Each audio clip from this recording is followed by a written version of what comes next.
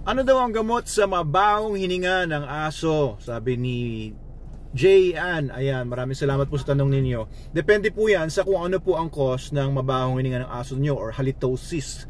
Ang halitosis ay maaring dahil sa bulok ng mga ngipin. So pag bulok na yung mga ngipin, baka kailangan po dalhin nyo po sa veterinarian ninyo para alisin yung bulok ng ngipin, o kaya naman kung makapal na yung mga plaque at saka yung mga tartar, ay magkakaroon ng dental cleaning or dental prophylaxis para po matanggal yon. At kapag matanggal yon, baka yun na po yung solusyon. It could also be baka kailangan nyo lang i-brush yung ngipin ng aso ninyo. Baka dahil sa kinakain niya ay marami mga sumisingit-singit doon ng mga pira-piraso ng pagkain. Ayan, so may mga available naman po ng mga toothbrushes na specifically for dog use, and mga toothpaste na ginagamit din. Meron din mga ginagamit na mouthwash for dogs. Oo, pwede nyong hanapin yan sa internet.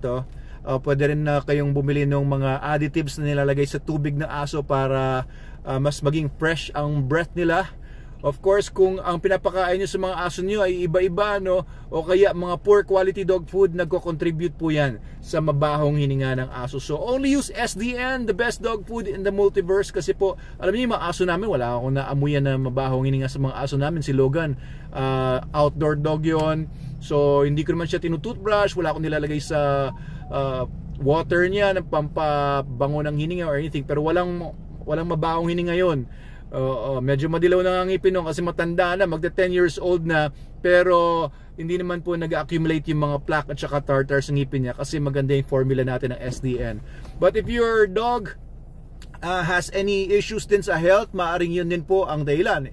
Kung may issues sa kidneys niya or iba pang mga issues, nagkakaroon ng ulceration sa ngipin, maaari din po ulceration sa gums, pwede rin po mag-cause yan ng mabahong hininga sa aso ninyo. So bring your dog to a vet kung talagang hindi talaga maatim yung napakabahong hininga niya.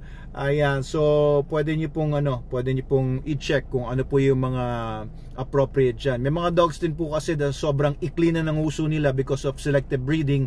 Ang mga mutants na yung mga itsura nila, kagaya ng mga pugs, mga French bulldogs, mga shih tzus. Sobra-sobra ng ngipin nila. O ang dami nilang ngipin, nagsiksikan na sa bibig nila. Baka kailangan bawasan po yung ngipin nila para po hindi nagbe-build up doon yung mga kinakain nila. Okay, so yung iba ginagawa nila everyday, tinutoothbrush yung ngipin ng aso niya. Of course, tinutoothbrush yung ngipin, binabrush yung ngipin ng aso nila.